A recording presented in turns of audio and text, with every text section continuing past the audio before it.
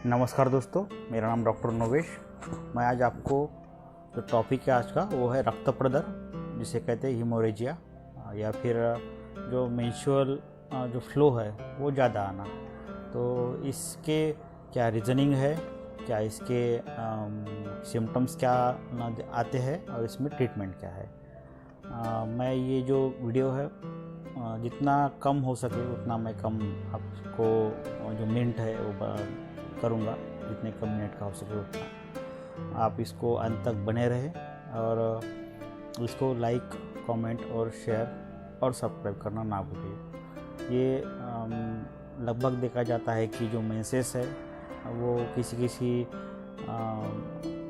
मरीज़ में या फिर स्त्रियों में बहुत ज़्यादा हेवी पाए जाते हैं मेंसेस का फ्लो। तो इसको हम रक्त प्रदर में लेते हैं।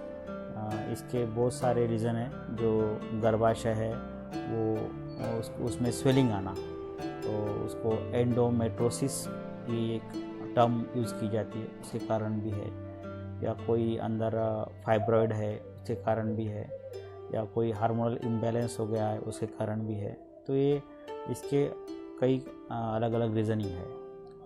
कुछ अगर इसमें देखा जाए तो तीखा और मसाले वाला, जिसे कहते हैं कि हम उष्ण तीक्ष्ण गुणात्मक जो आहार है या विहार है उसको ले रहे हैं, या कोई स्ट्रेस की कंडीशन बनी हुई है, या फिर आपकी जो दिनचर्या है वो डिस्टर्ब हो चुकी है, नींद बराबर नहीं आ रही है, उस कारण से आपके अंदर में पित्त का बढ़ जाना। पित्त गुणात्मक जो है, क्योंकि रक्त जो है वो पित्त के साथ में रहता है, इसीलिए अगर पित्त अगर बढ़ जाता है, पित्त का जो गुणधर्म है उष्ण तीक्ष्ण वाला वो बढ़ जाता है शरीर में, तो ये रक्त प्रदर जो है ये पाया जाता है।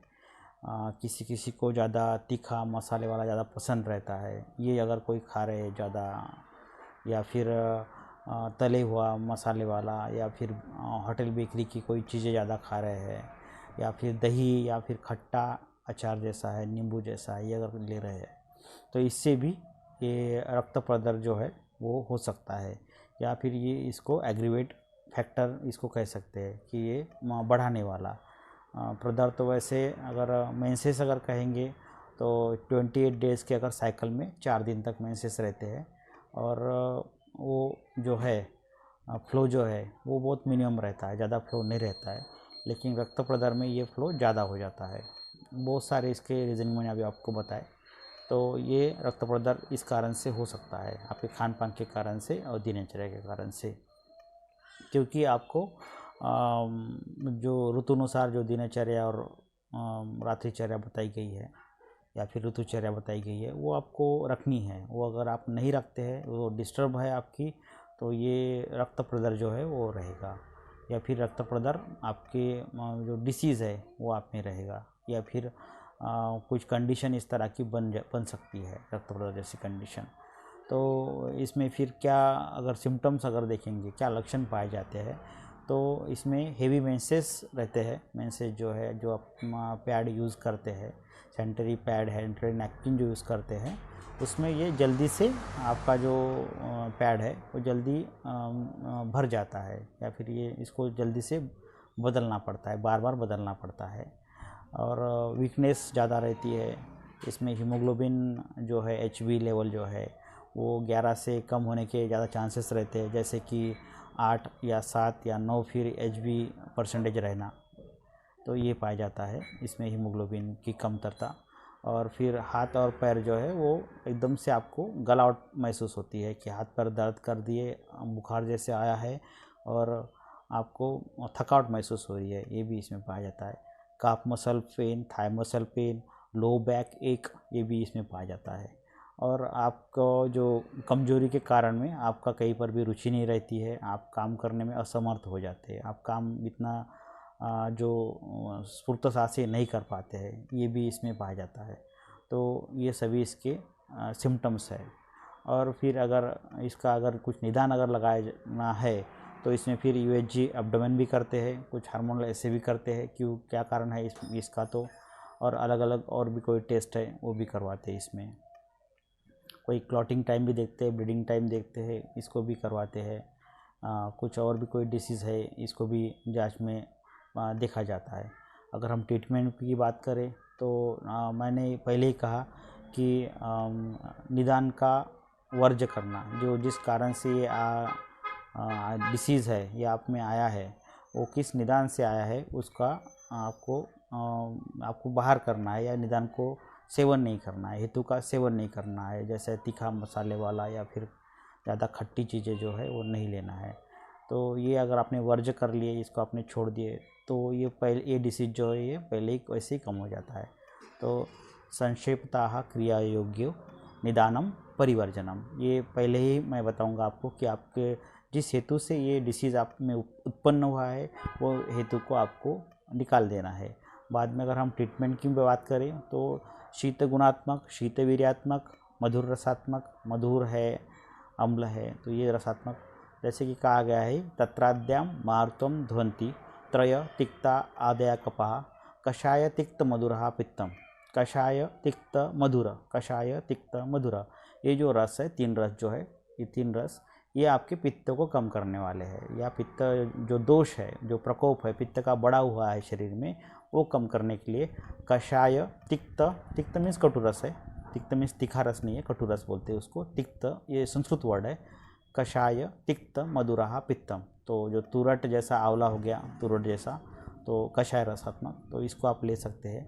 और फिर दाड़िम हो गया, दालिम का जो है अम्ला और कषाय रसात्मक दाड़िम का और आंवले का, इसको आप सेवन कर सकते हैं। मधुर रसात्मक जो भी चीज़ है आपके दिनचर्या में आती है उसको आप ले सकते हैं। कषाय तिक्त, तिक्त और मधुरा, ये 3 रस इसको आप यूज़ करना है।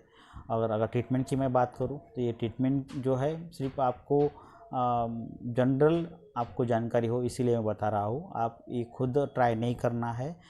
इसको आप आपके नज़दीक में जो भी आयुर्वेद फिजिशियन है उनके पास जाके आप इनको ले सकते हैं, क्योंकि इसकी मात्रा अलग होती है, प्रकृति के अनुसार यह रहता है आपकी क्या प्रकृति है, एकल प्रकृति है, द्वंद्वज है, या फिर समज प्रकृति है, वात पित्त कफ वाली सम प्रकृति, तो इसके हिसाब से डिसीज़ कितना आपका प्रोग्रेशन में है, किस कारण से डिसीज़ है, इसकी क्या जो कोई भी टेस्ट आपने अगर सोनोग्राफी किए है तो उसके इसमें क्या आया है, तो उसके हिसाब से ट्रीटमेंट रहेगी। हार्मोनल इम्बैलेंस है तो उसके हिसाब से ट्रीटमेंट रहेगी।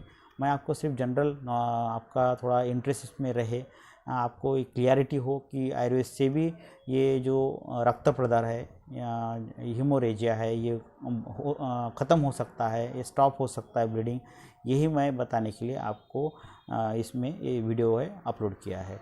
इसमें मैं बताता हूँ आपको, ये गैरिक है, गैरिक गिलोय सत्व,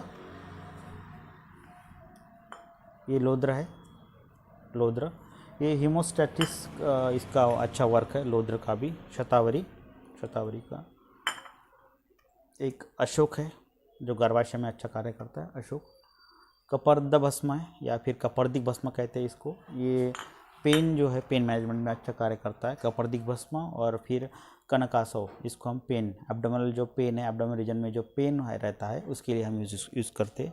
चंद्रकला रस है, इसका हम जो यूज़ करते हैं वो ज़्यादा आपको अंतर्दाह में या फिर शरीर के अंदर की जो उष्णता है वो कम करने के लिए हम चंद्रकला रस यूज़ करते हैं।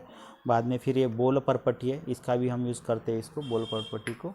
एक धमासा आता है, धमासा प्लांट एक अच्छा प्लांट है जो गर्भाशय के ऊपर अच्छा कार्य करता है।